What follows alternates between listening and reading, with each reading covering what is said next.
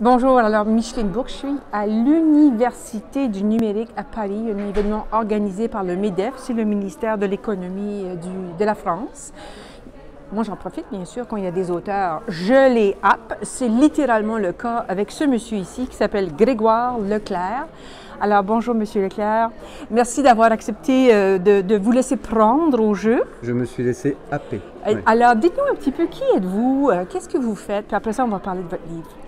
Écoutez, alors moi je suis un entrepreneur, on est tous les deux d'ailleurs, Grégoire et Denis Jacquet, deux entrepreneurs qui sont souciés un petit peu de la transformation digitale, de la brutalité parfois et de la vitesse surtout à laquelle ça a été en France, et qui se sont posés la question de savoir ce que c'était que cette plateforme, cette ubérisation, cette transformation digitale, de savoir comment ça changeait la société, savoir si on se posait au moins les bonnes questions avant d'essayer d'apporter des réponses.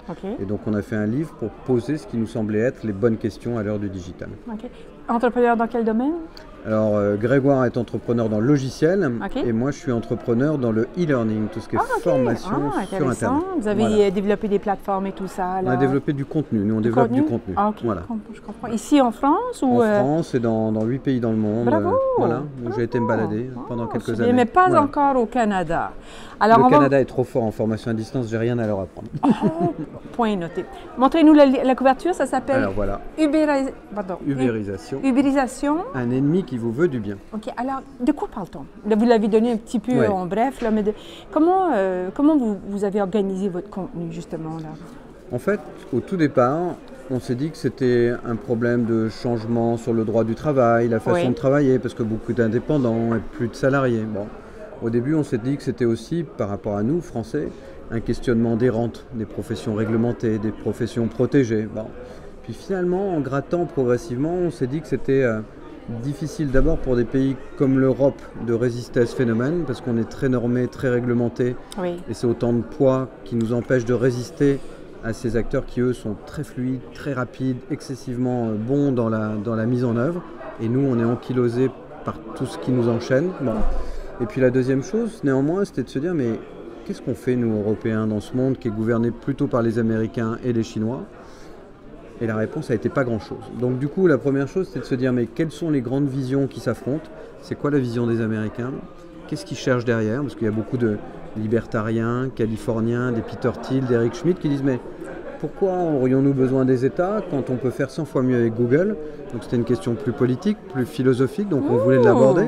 Après il y a la Singularity University qui dit l'homme c'est que de la donnée, c'est pas sacré l'homme, donc on peut le démembrer, le découper en données, quel est le problème? Et ça c'est financé aussi par Google, donc on se dit tiens, là on parle de philosophie, on parle d'éthique, on parle presque de religion, parce que l'homme est sacré, mais ça c'est la religion qui le dit, donc ils remettent ça en cause.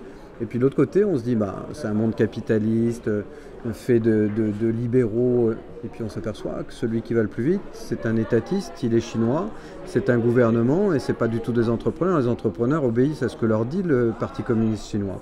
Donc c'est intéressant de voir qu'on a une économie mondiale qui est à la fois poussée par des libéraux, voire libertariens américains, et par des communistes chinois étatistes, et que les deux vont dans le même sens, et de savoir où ils vont, et nous, comment on se positionne. Et quand je dis non, c'est tout le reste du monde, Amérique du Sud, Afrique, les petits pays d'Asie, peut-être le Canada, en disant mais est-ce qu'on existe? Si oui, comment? Et qu'est-ce qu'il faut faire pour avancer? Donc on pose toutes les questions dans ce livre sur l'investissement, le questionnant de l'ubérisation de la politique, de l'ubérisation de l'État, de l'éducation, de la formation, de la mutation de nos grands groupes, parce qu'en France on a plein de grands groupes qui sont là au MEDEF. Mais un grand groupe, ça veut surtout dire que vous êtes un gros groupe, ça veut dire que vous n'avancez pas très vite et donc vous changez très lentement.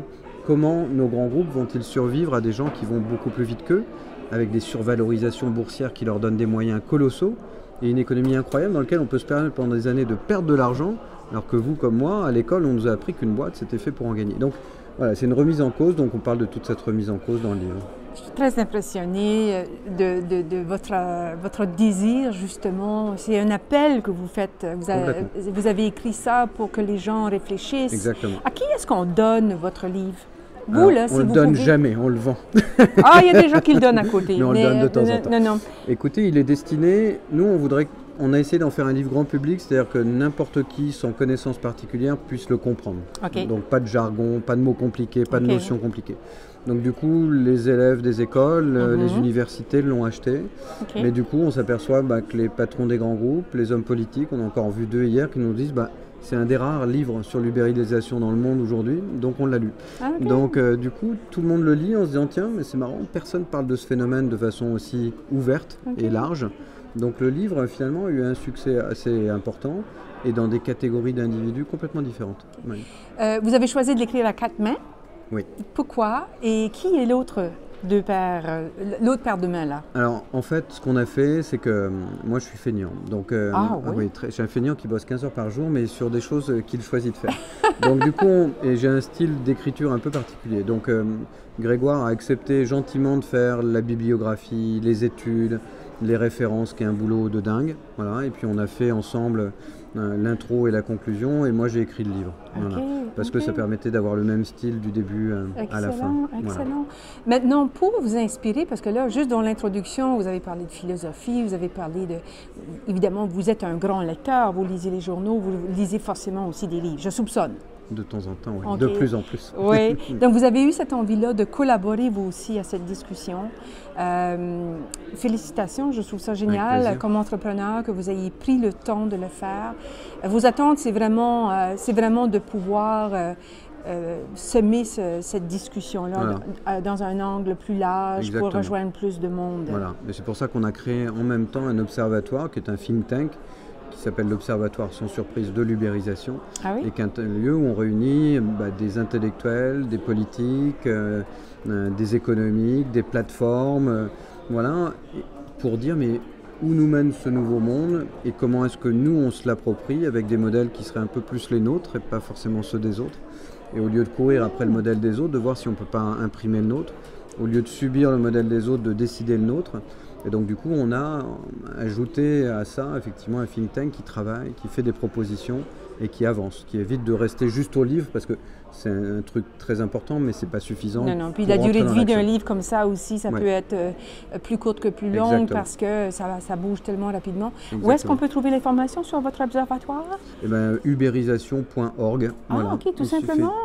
Vous avez pogné le nom de domaine, bravo. Voilà. Alors, regardez, on vous souhaite un bon succès.